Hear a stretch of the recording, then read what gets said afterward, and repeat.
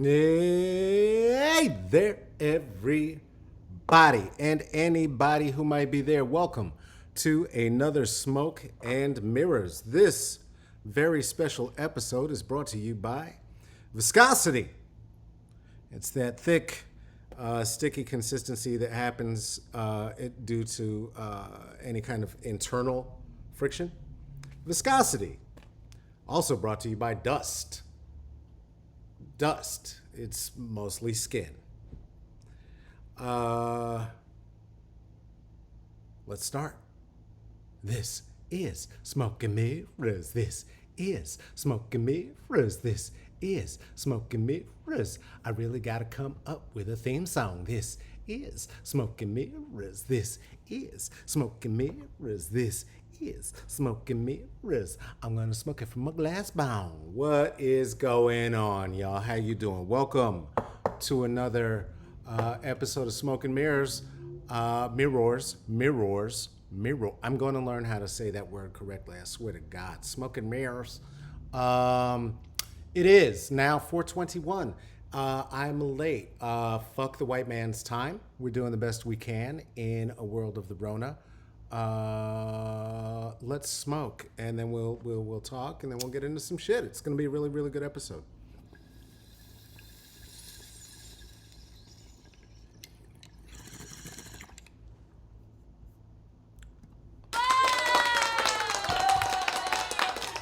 Well, thank you, though that is absolutely the wrong sound effect. Thank you, and that's how we know we're here.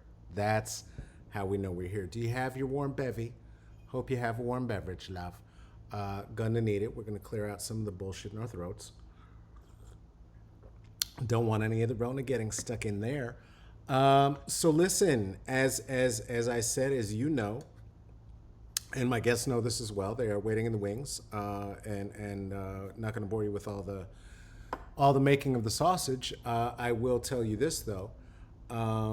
What I shared with them is what I will share with you, that the reason that I'm allowing myself to not do the thing of doing a run-up from 417 to get to 420 is because I am not an adherent to the white man's time. I think that, like many of the things that white men had introduced to the world, it wrecks things. This one in particular, right? Let's be clear: clocks, watches were created in order to facilitate trains coming across the country, which was stolen and then built on the blood of African labor and Chinese labor in particular on the railroad tracks. So now we have watches. So no real reason to be super on time. This is one that got fucked up by those folks recently. The okay sign, right? This was great when I was growing up. This meant Oakley Dokley, right? Now this is some weird Nazi symbol. I don't even understand how in times of great distress, folks still manage to squeeze racism into it where it doesn't really belong. I saw a photo. I'm not going to share it with you here today. I saw a photo, though, of a person on a water slide at the Disney flashing the Okie dokie Nazi sign. And, that means that within a millisecond, this motherfucker decided he had to squeeze some extra racism into it. And now we're finding we had this moment. Remember a week ago when we were all worried about Rona? It seems so quaint now that we were all worried about a virus and we were being told by the celebrities and celebutantes that we were all in this together. They sang songs to us about it. Oh man. And now here we are, because again, they can squeeze it into anything. We'll talk more about that in a minute. Hey, thank you so much for being here. This is Smoke and Mirrors. Got some special things coming on this week. I was trying to say on, and then I fucked it up, and I ended with up, and that's where you got up. Could have just pretended and bullied my way through that, but that would be Trumpian, and so I'm not going to do that. Coming up on Friday, guess what? I'm going to be in conversation with another one of my genius friends. I told you all my friends are geniuses. This is one, Walida Emarisha, author, poet, organizer, activist, futurist, fashionista. Come on. It's going to be quite a conversation. We're going to talk Octavia Butler. We're going to talk the current days and times, new projects, old projects, bullshit. It's just going to be for funsies. It's just going to be for funsies. That one's just going to be for giggles. It's going to be a good time. All right, kids. Let's get one more little smoke in here, and then we'll get into introducing our friends.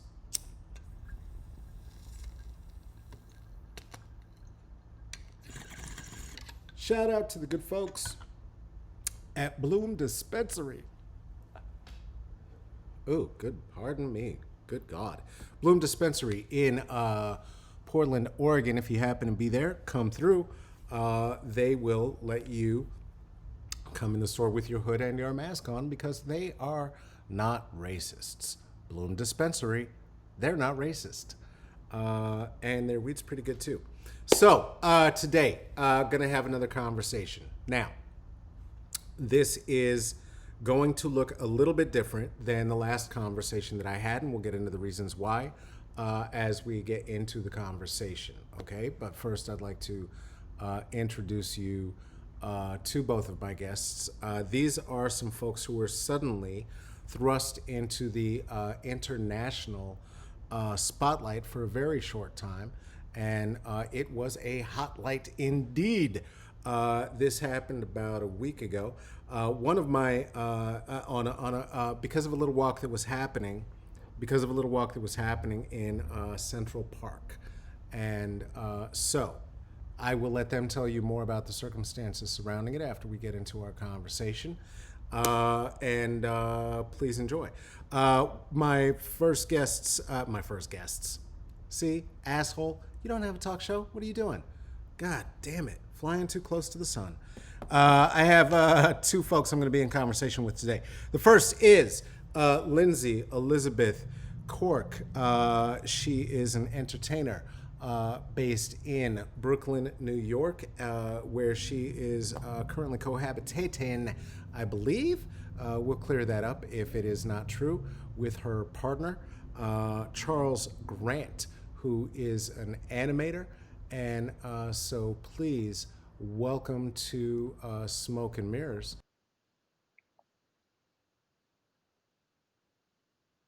Hi, thank you for Hey, having us. how you doing? We're Good, great. good. Had a rough start this morning, but we're good now. We were Yeah, just one of those mornings. Everything was chaotic. odd day. Yeah. Well, our day like noonish. So. We woke up at like Well, you woke up at like noon. I've been up since 5, but I've been drinking coffee and just watching TV up to I that point. I woke up at 12. I'm on drug dealer time right now. You and I are on opposite sleep schedules. We actually, yeah, you were right. We do cohabitate. He's on a midnight to like, oh, sorry, like a 5 a.m. to like noon sleep schedule. Mine Yeah, is like 10 to 5. right.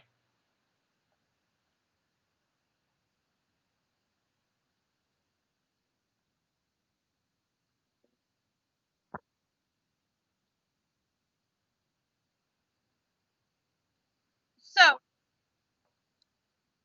well, I do acting. I produce movies like independent films. I write independent films. I have a podcast with Charles. I do stand up comedy time to time, when we're allowed to leave the house and there's no curfews. And I kind of just do a little bit of everything. I've even done my own like HUMA work on movies, and I did craft services. So I just do whatever the fuck I need to do.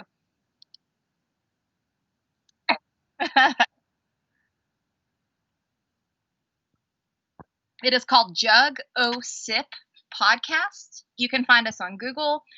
We're on Apple Podcasts, YouTube, Facebook, Twitter, any social media, any place where you can find podcasts. Jug O Sip is there. And you, well, you say YouTube. Yes. Okay. It's Spotify. Right. All the places you would find anything like that you could stream. I got contact high through the microphone. Excellent. So I just heard a bit of news, which is that the folks have been unable to hear me until just now. Thank you so much for that information, Juliet. And I'm seeing now that they can hear me and you. And we're not going to go back. We're not going to go back. No big reason. I did a little monologue. I introduced them. If you're still watching, no, you serious. It was very good. Thank you. A monologue. Thank you. We're getting into greeting our guests, meeting our guests. If you've been able to hear their side of it, hopefully that's made a little bit of sense, and we will find a time to come back and get into it again. Sure. From the top, start over now is a request coming in. Gotta start over now. All right. Okay. All right, you motherfuckers. All right. You motherfuckers. All right. Okay, you know what? Okay, let's do this. We're going to do it all. We're going to pretend like nothing's been happening. We're going to just, okay, watch this. Watch this.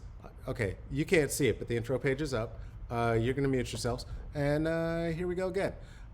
Hey, welcome to...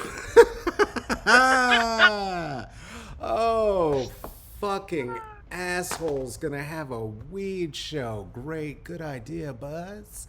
Hey, welcome to, y'all don't mute yourselves this time either, just stay there. Welcome to Smoke and Mirrors, which again I said wrong. God damn it, mirrors. Oh, shit. Oh, listen to that. Okay, fuck it. They're actually clapping, so I'm just coming back. Hey, That's right. How you doing? This is Smoke and Mirrors. Thank you for working with me through that stumble. I will time code that all of us are present when this shows up on YouTube. My apologies to anyone who thought that maybe you were having a stroke. It was not that. It was that one of us may have indulged just a second before we began, and so forgot to turn on their own microphone, even though we'd been testing sound and doing all of that good shit for the past 3 hours. So good. I make words with my mouth hole and a show for the people. You did your best. You did. Thank you. Thank you. I did my best. I like that attitude. Hey, I'm going to do my best again on Friday when I'm going to be in conversation with my friend Walida Imarisha. Please be here. She's super smart. I said a bunch of super smart shit about her. If you live where I live, you already know who she is. If you live beyond this place, God bless you. And I don't know how you got free. Thank you. Please rescue the rest of us. Walida is an author. She is a poet. She is an organizer. She's going to be here. We're going to talk Black futurism. We're going to talk all kind of good shit that we would talk. Now, what I said here before that was terribly confusing to all of you, I'm sure, is that the conversation's going to get real. It's going to get deep. And I'd like to introduce you to my new friends who are as chatty as I. And so it's also going to be a little fun. And we're going to squeeze fun out of it, because that's what you do when white supremacy gives you lemons. You squeeze it like a testicle until it passes out. Let's see. This is my new friends on the screen. I pointed the wrong direction. This is my new friends on the screen. This here is Lindsay Elisabeth Cork, who's an entertainer, and Charles Grant, who is an animator. They were saying real witty stuff in response to the things that they heard that you didn't, and now we're going to keep going. Good job. You did good. Yay. Is that okay? You did good. Did I make it to the other cliff? You deserve another hit for that. That's all You good. deserve another. You know what? I think I do. Yeah, that was real stressful. I had to Wile E. Coyote my ass over that canyon of my own creation. That's been my entire life. I totally understand it. The fact that I'm here is amazing. Right? Just don't look down. Just don't look down. That's always. Just wake up and be like, how am I alive? How am I okay? Right? He's usually more like a why instead of a how. Why am I still here again? Yeah, it's just like, God damn. Oh. I thought this part was the dream. No one told me that 30 was just waking up and the first word out of your mouth every day is just fuck. Oh, my friend. That means you still have fucks to give. What was that? That means you still have fucks to give, which is wonderful. I am out of fucks. I don't, and it's not that like, you know, I've often said it's not because I'm withholding fucks or I'm trying to be greedy with fucks. There is no fucks deficit. There are no fucks. It's not an austerity measure. I have no fucks. So at 30, you still have fucks. You may be selective. They may be coming up when you don't want them to, like a belch, but you have them. So that's. I mean, I guess if I didn't have any, we wouldn't be here. Do you know what I'm saying? So, You know what I'm saying? true. Which is great. Which is great.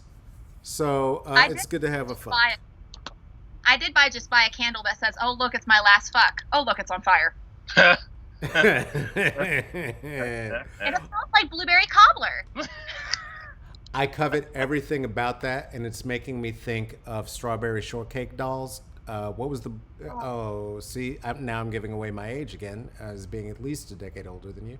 But Huckleberry Blue, Huckleberry Finn, Huckleberry, whatever the fuck. Huckleberry Hound. Huckleberry Hound? No, that's Hanna-Barbera. Okay, white girls in the suburbs know what I'm talking about. If they were there in the 70s and 80s, it's fine. Strawberry shortcake dolls. Oh wait, strawberry shortcake. Yeah, I used to watch reruns of that in the early 90s. Yeah. I was born in 89, so Okay. I was sort All of right, into so the Gen X stuff. Wow. Okay, so well, let's start talking about this. You were born, when were you born? You were born when? 89.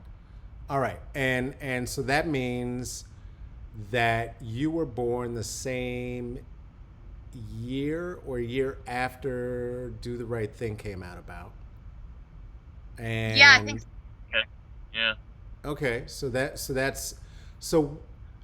have you been both part of the generation that talks this talk about or had any belief in this talk that they were trying to feed y'all about post-racial? Is that any sort of accurate descriptor of your life or experience? Well, I mean, I've heard that before. Is that something that millennials came up with? Wait, what is it? Oh shit! That we're living. What is it? Post-racial. I think That it we're was fed to you. I think Obama talked about that, but when he talked about it, it was in response to a racist What the incident. fuck does that even mean? Is it just like we're post-racism? Because no. I think that was the idea. We have a black president. We're healed. God, that's such a dangerous thought too. Like, it could feed. I mean, I like the idea. I'd love to live in a world where there's no racism, but it ain't over yet. Yeah, we're just not there yet. But a day will come when we are there. I think it would just be foolish to think we're there yet. You know, We're closer. we're a every day, hell of a lot closer than we used to be. You know, but we have to be vigilant until we're not. Yeah, we're optimists in that right? way. So you know. Yeah. Yeah, And- we're looking. How did you two meet?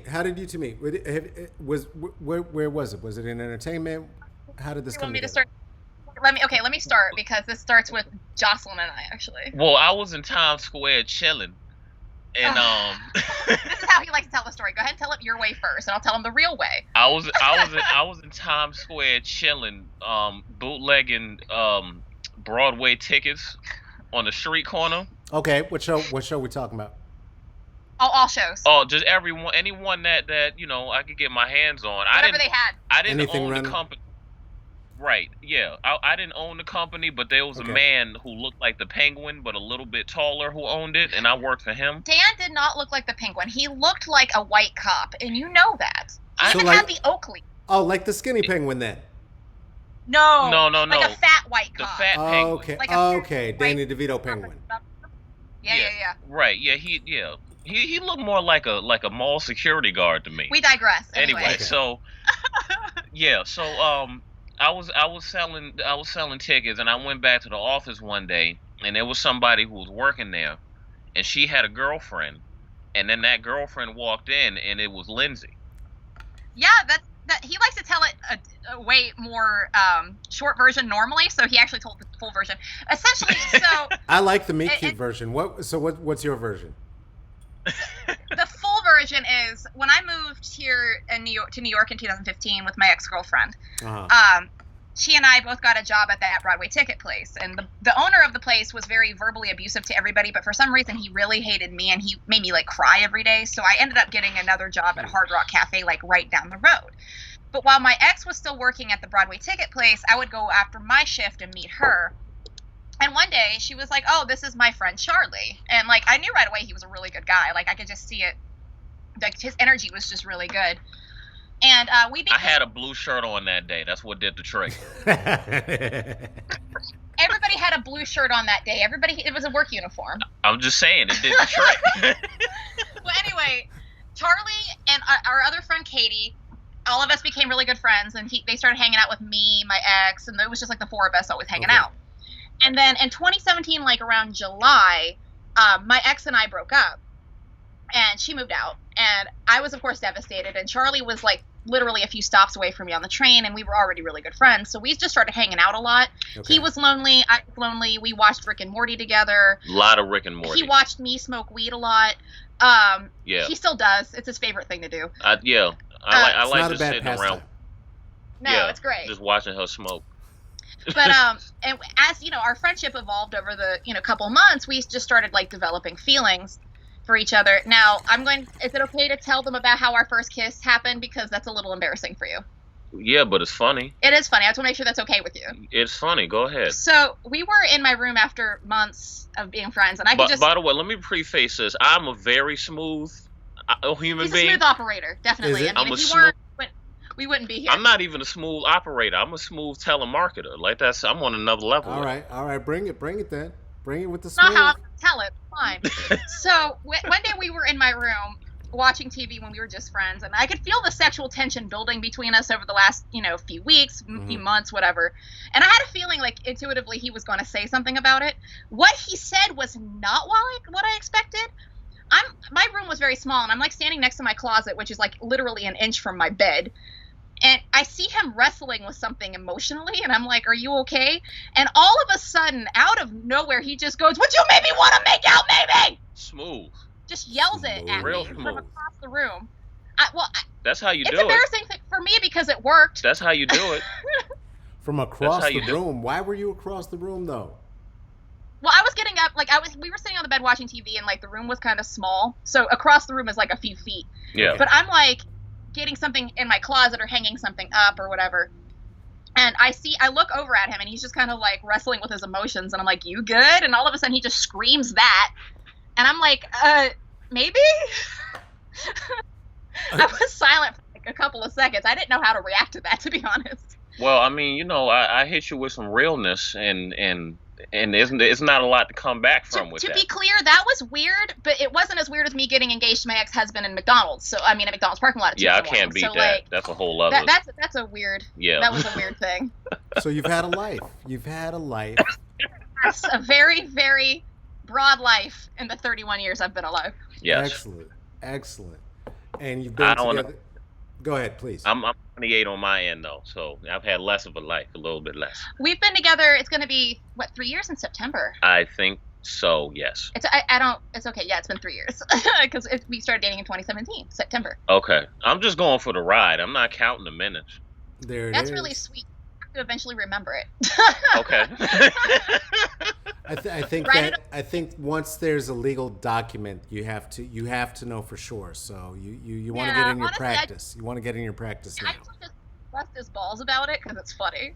I'm just gonna keep the marriage license in the drawer next to me, and I'm just gonna look at it and then look at the date. We already discussed this. I made it easy on you. I want to get married on the 21st of September, like the Earth, Wind, and Fire song, so you can just sing that line in your head to remind yourself when your anniversary is. So if I need to remember the 21st night of September, yeah.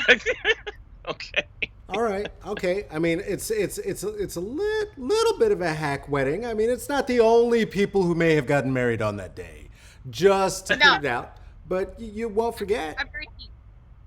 You won't forget.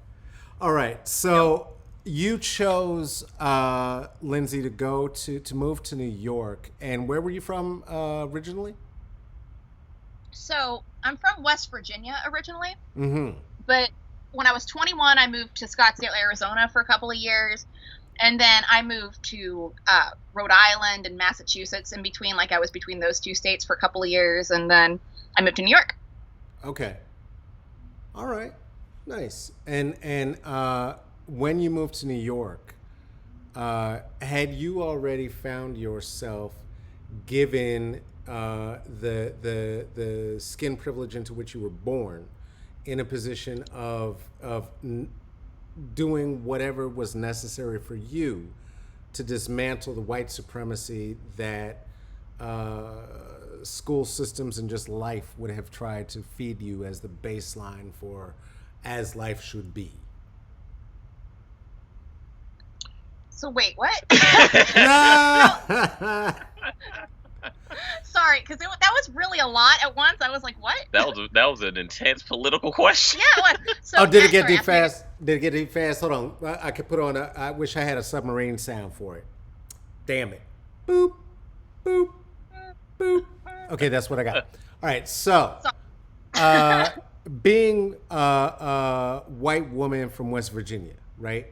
Right. Getting to a place of finding yourself as somebody who is taking public stances of anti-racism.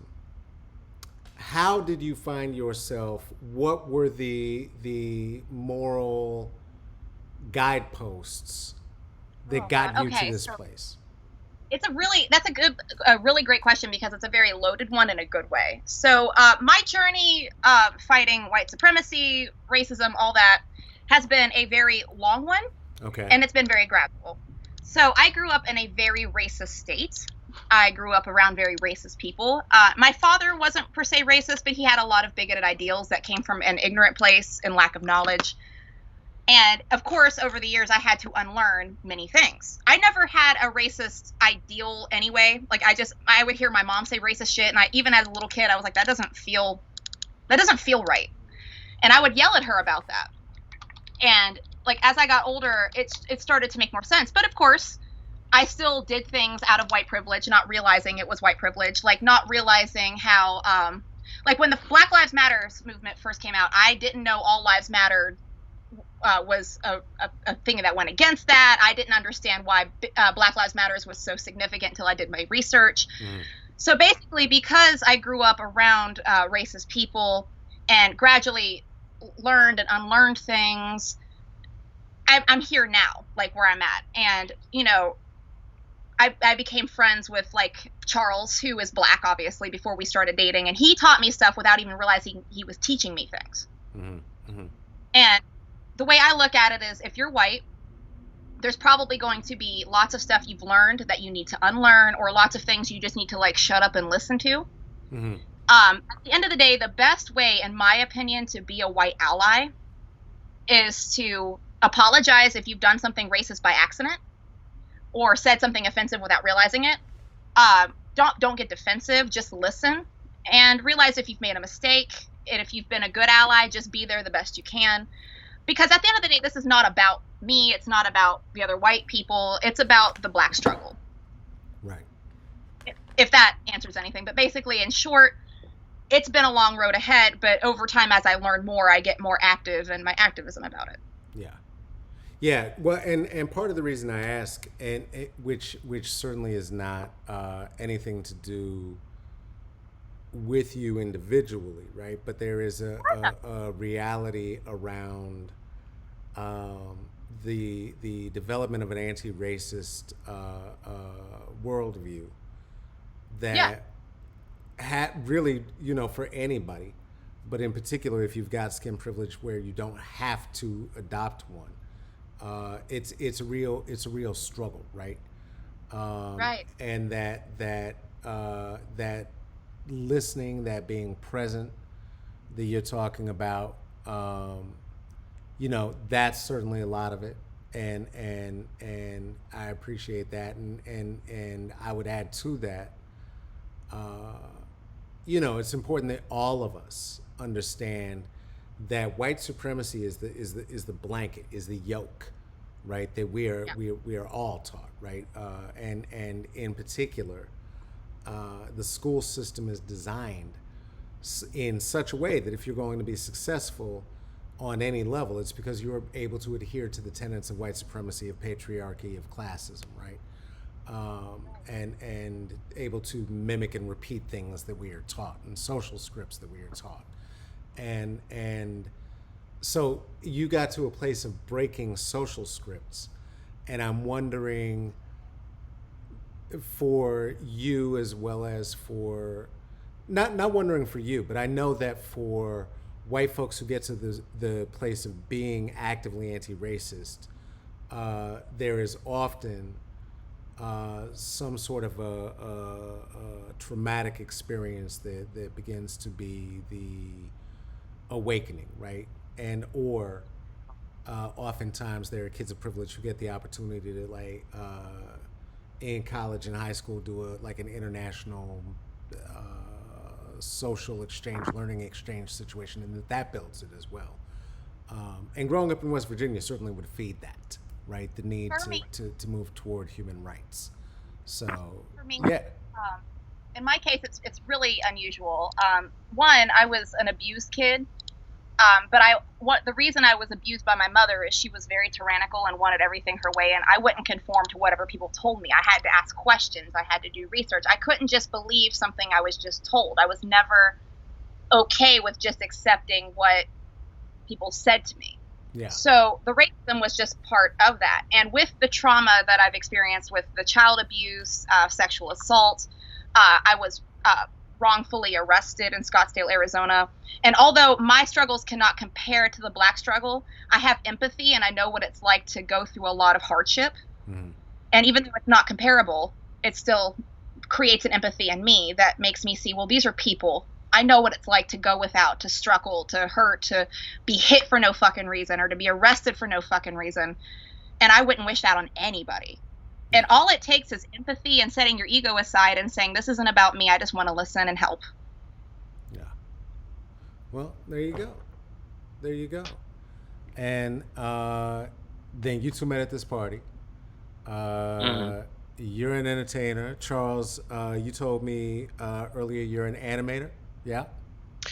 Yeah, these days I tell people I'm an animator because occupationally that's what I'm doing most of the time. Just, for most of my jobs. Right now, yeah. But initially, well, I guess I'm more like an all-around artist because I don't really, I don't like pinning myself to one medium. Like at first I started off drawing, and then it got to me making films and then video editing and then animating. Like whatever it is, whatever is the most appealing way to express the art that I need to express, I'm gonna find a way to do it.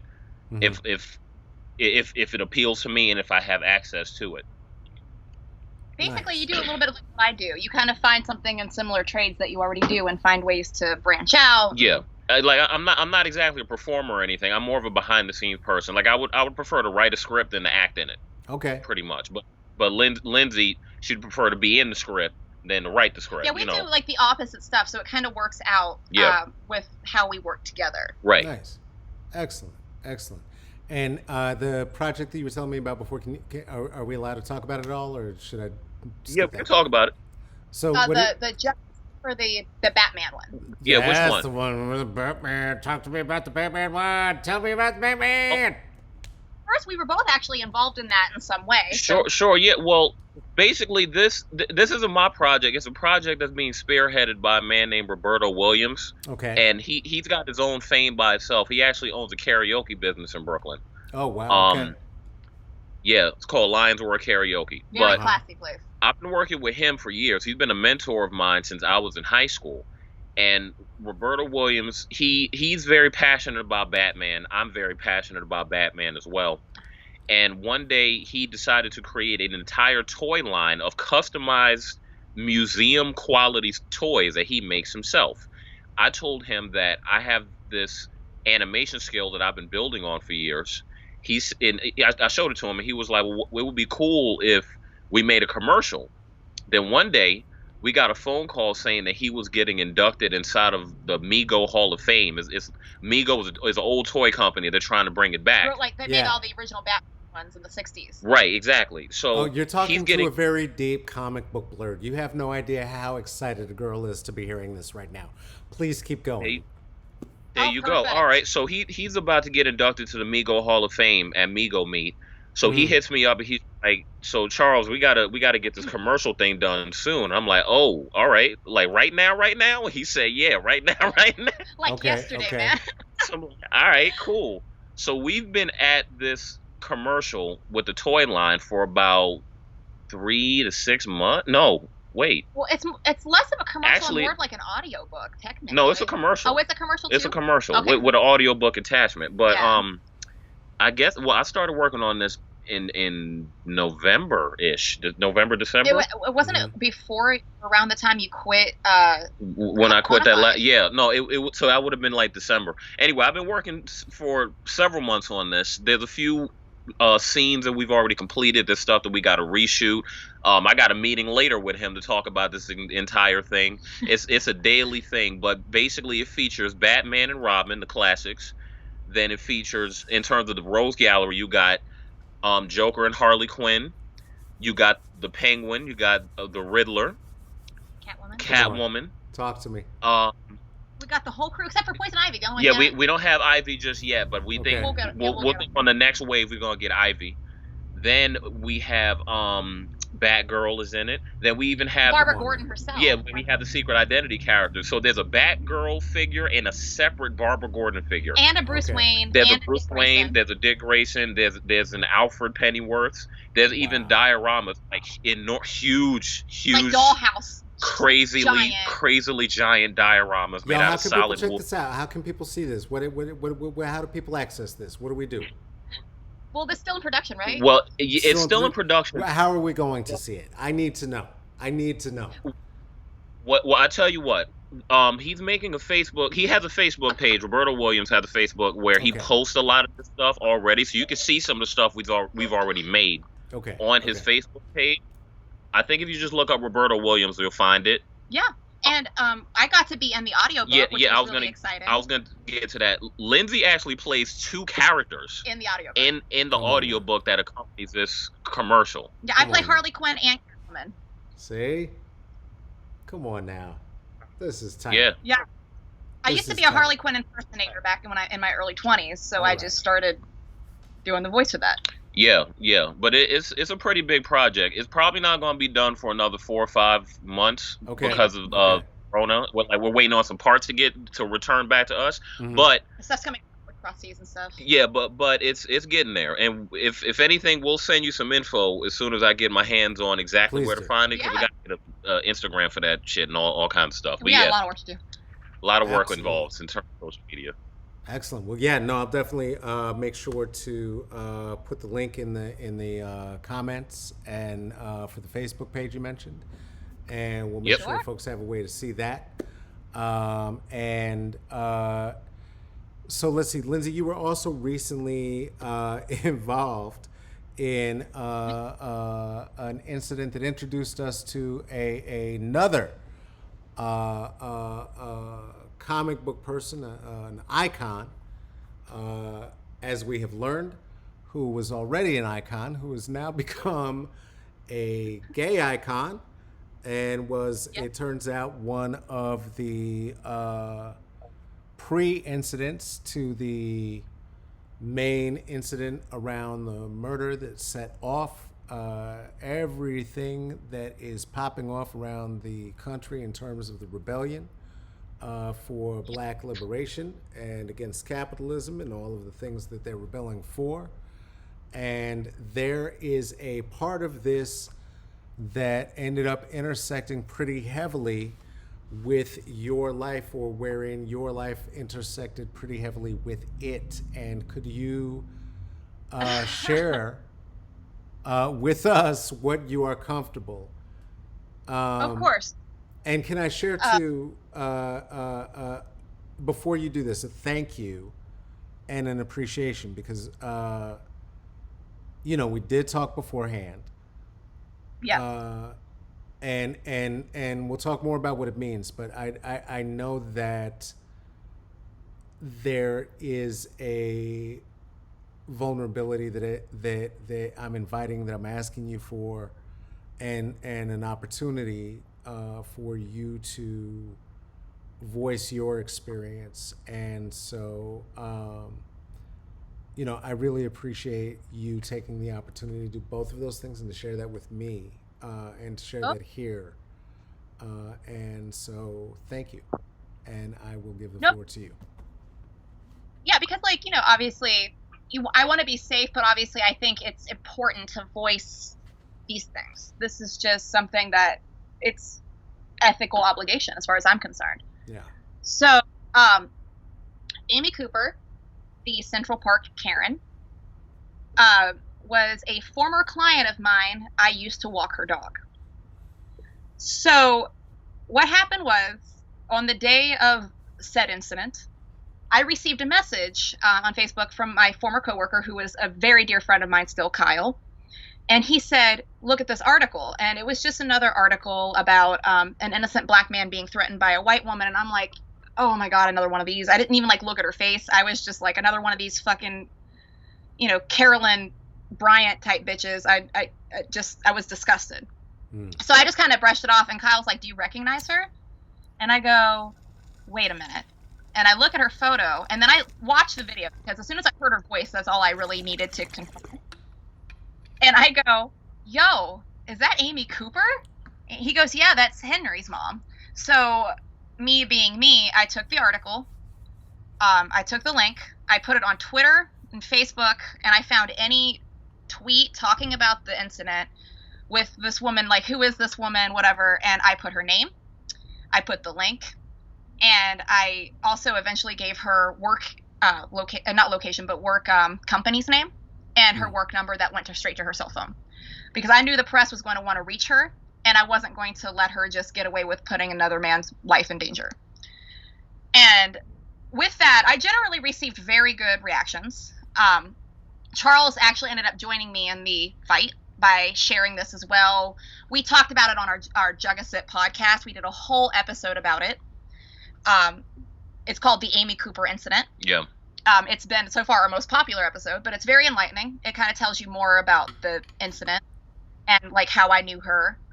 But essentially, I knew this person's name. I knew her face. I could guarantee her identity. And I wasn't going to let the media speculate. I wasn't going to let someone innocent get blamed in case there was a woman who kind of looked like her. I wasn't going to yeah, just... yeah, there are a lot of white women who look like that, so that is fair. Right. Thank you. She just That's kind of, I mean, fair. not like to be an insult on her looks or anything. She just kind of looked like your average white woman, and the camera picture was blurry. Also, Amy Cooper is an incredibly common Yeah, name. Amy itself, dude, and that's what I mean. It's we didn't want. Cooper is so common that Christian Cooper had the same last Yeah, name. like the man that she was trying to endanger had the same last name as her, and we didn't want innocent people to be endangered because of one person's bigotry. And that's why I exposed her name and stuff, because I knew I can't like sleep at night knowing that there's a person out there causing these problems, and I knew who the fuck they are, and people were going to be looking for her. Yeah. It just wasn't right. There's too many, like, I mean, God knows. And then it ended up unraveling more information that, I guess, prior to all of this, back in 2014, she sued a man she worked with that was allegedly her friend, that she wanted to have sex with, and he refused because, A, he was married and just wanted to be her friend. She got obsessed with him and then lied and said they had an affair, and then sued him and said he stole $65,000 from her. And he said it was just being vindictive. So not only is she a racist, but she's also potentially possibly a sociopath. Yeah. And she could have hurt anybody if it was convenient for her. And people like that should not just be able to just get up and go to work and live their lives peacefully if they're going to cause harm in other people's lives. Yeah. Well, so that's how I was involved. I used to work for her. Okay. So you worked for her. Oh, right, because you were walking her dog. Right. Yeah, the dog that she was choking in the video was a dog I walked for about a month before I left that company. What is the name of that fur baby that she was strangling to death in front of poor Chris Cooper? His name was Henry. I don't know if they changed it in the had to surrender him back to the shelter. I don't know what they ended up calling him there, but his name was Henry. Mm-hmm. And prior to Henry, I had walked her old dog Oliver, who was like a senior Cocker Spaniel. Yeah. And he was around for a while. Wow. Wow. Yeah, so that's crazy. So that's what? So okay. So I guess the only, the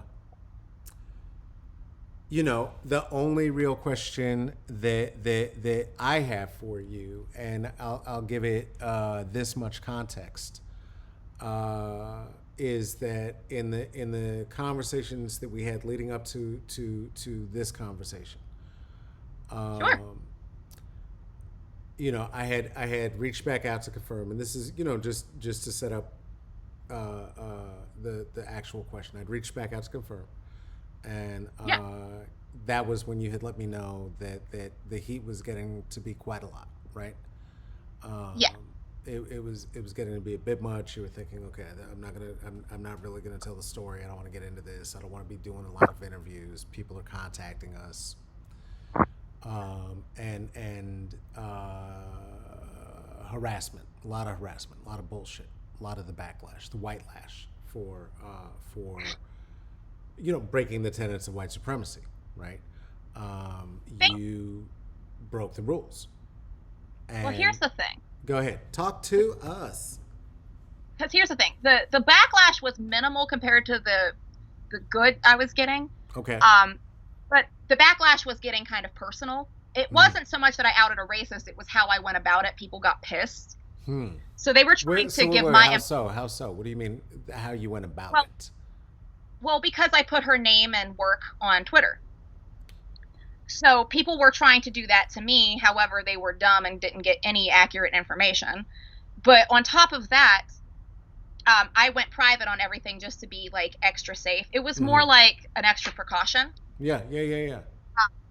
Because it was not just that. It was we were being harassed by press. We were even just like even though the loving and warm messages were wonderful, we were being bombarded.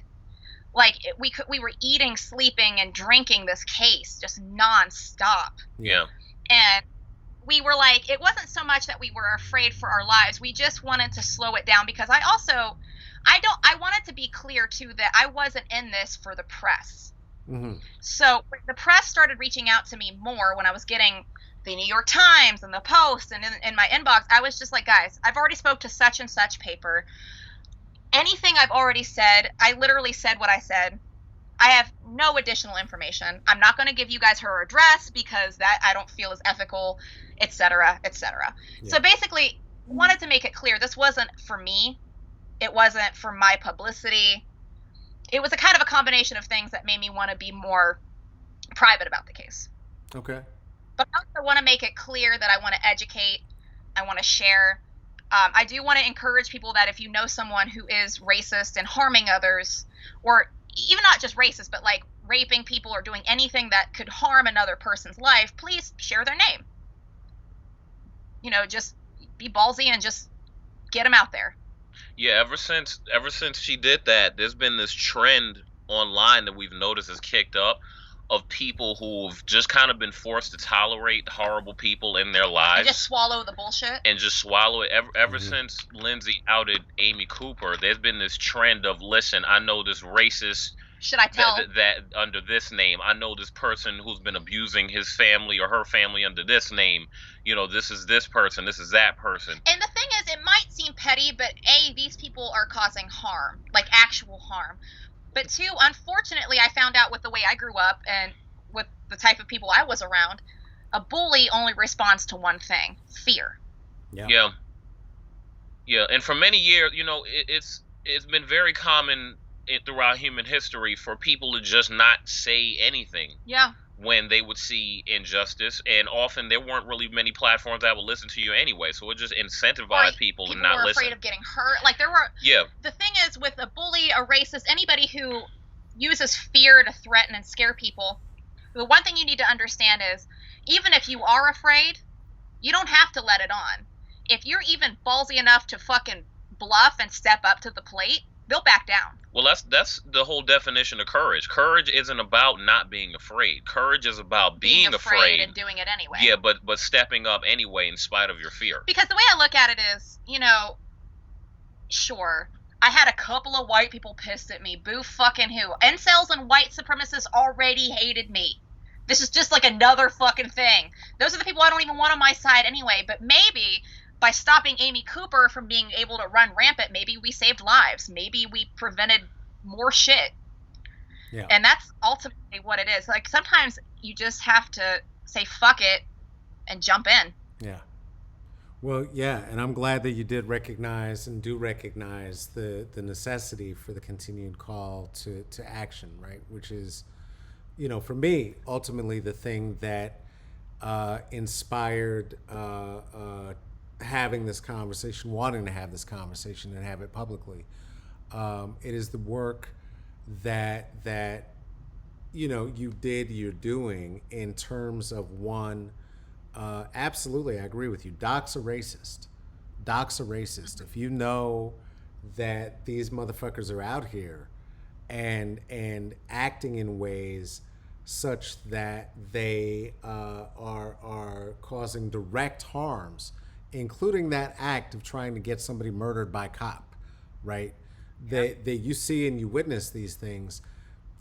See something, do something. It's not a question of see something, say something. Like, what are you going to do about it, right?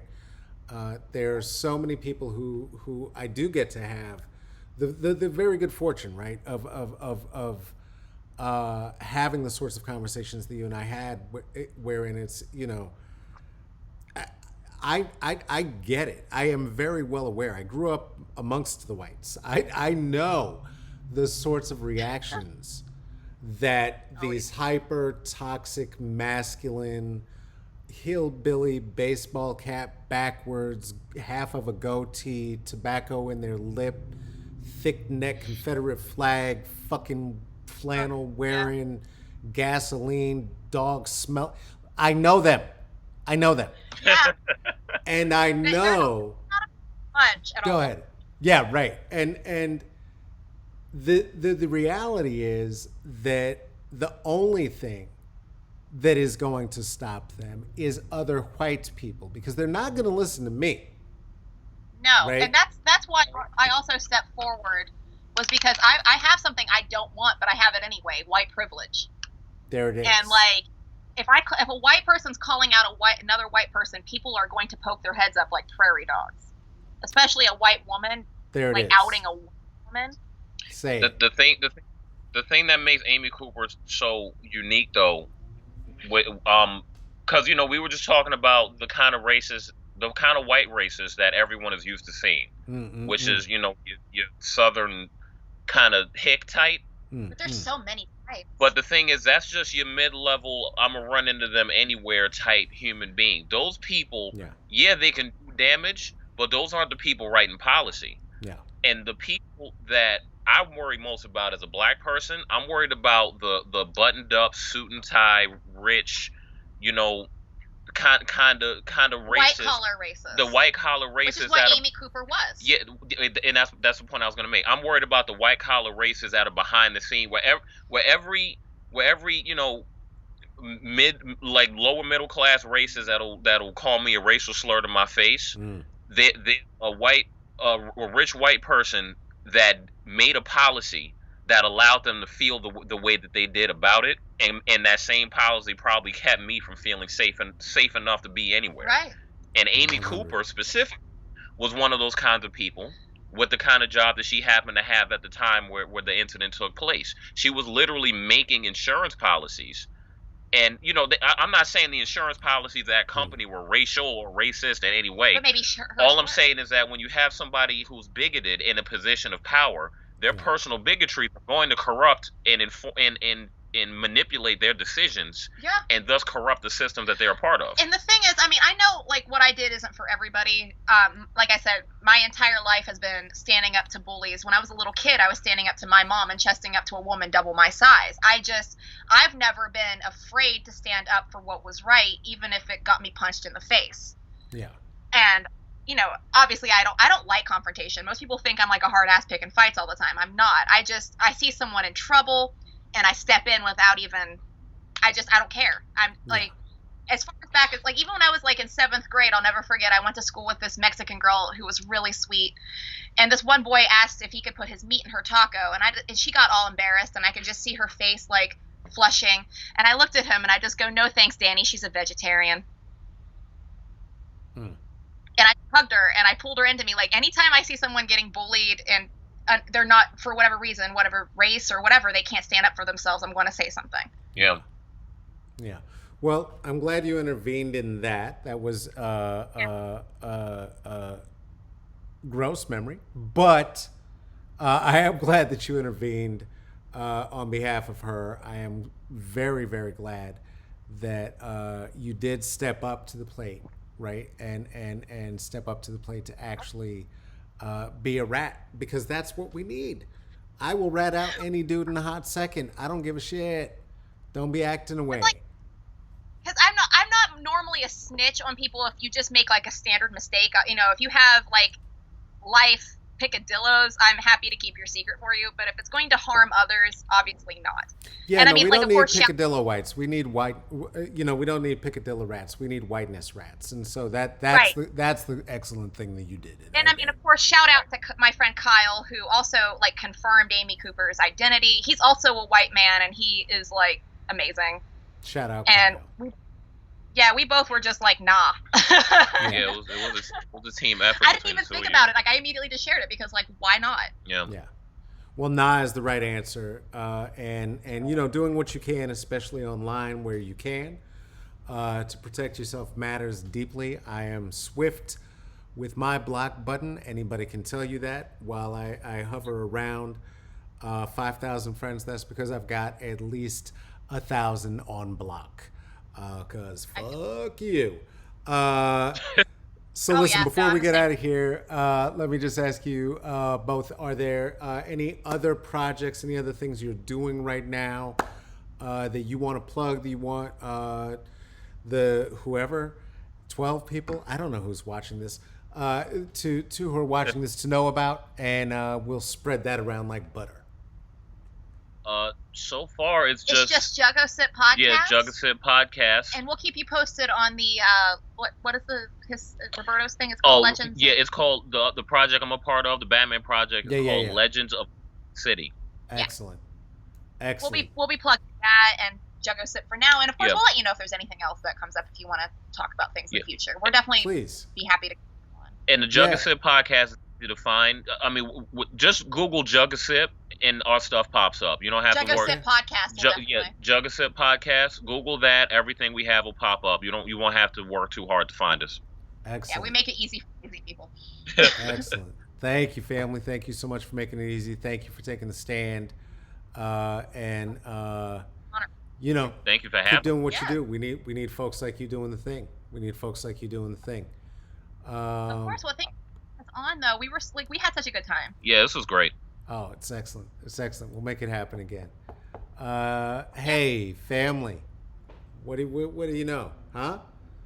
What the fuck? Do y'all remember how this bullshit started? This whole caca-poo-poo that I'm making here? And I told you that it was caca-poo-poo then. And, pardon me, I believe it was. And it has evolved. It has evolved like a gremlin, and it has grown. And then I had a guest. Dahlia was here. If you like this kind of setup, I had another guest on Friday. You can go check that out. Dahlia was here, and I spilt water on them. And then I had 2 more. Boop, boop. And then on Friday, going to have another. So, and then it's going to get fierce because I might feed it after midnight. Who knows? I don't even know what the fuck that means. Hey, listen. Thank you for spending some time. You can become a patron of whatever the fuck this is. And guess what? Some people already did that. And I want to thank them. That is Tracy, who was our very first patron. and Tarika, who was our very second patron. And I know I've been talking about that you could go to Smoke and Mirrors CCB, which means for the comedy, culture, and bullshit, at the Patreon. And then it was not activated. And it was not because I may have been a little stoned when I set it up and forgot to press the activation button. Shut up! You're the guests. Shut up. And that little picture that you're seeing there, that's a trading card. And if you become a patron, you get one of your very own. If you're one of the first 20, I'm going to send it to you. But guess what? 2 of them are already gone, so you better hurry up if you want to be next. The outro page is this one. And this is the one where it says that you can see my shenanigans of my big dumb head, if you want to, at IG, at El Caballo Negrito, and at Twitter, at Caballo Negrito. Just leave off the L.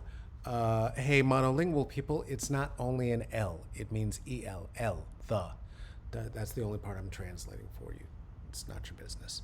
But you know what? This is to, if you wanted to drop 5 on it, if this was worth a shit to you, like if you think this is a good thing to do and you want to help it do a thing, you know what would be a great thing to do? Just share it. You don't have to give anything. It's hard right now. We're entering a depression. I know that. You know that. Don't do anything. But if you insist, beneath on this page, you can look at right now. You can see my Venmo. You can see my Cash App. You can see my PayPal. I'm not going to say them right now because what I would rather you pay attention to is the one above that for the Okra Project. PayPal me, the Okra Project. They are at Okra Project everywhere on the socials. These folks are providing food for our trans and queer community in need. These are folks who are already in very, very serious need before the whole system collapsed under a head cold and has now revealed all of the filth, racism, and disgusting white supremacy right beneath. And guess who's suffering? Those who are most impacted. So please, if you were thinking about giving 5 on it today, think about giving it to the Okra Project. It's Pride. And Pride is a riot. Hey, that's been whatever the fuck this is. Show? Podcast? Live stream? I don't fucking know. Anyway, this has been Smoke and Mirrors. Thank you for spending a little bit of time on this garbage fire. Speaking of garbage fires, good work. Fuck their curfew. That's how we do Pride. Pride is a riot. Thanks for spending some time. Wash your hands. I love you. Take care of yourself, and don't throw the bricks. It's a setup. Those are put there by cops. Okay. Bye bye.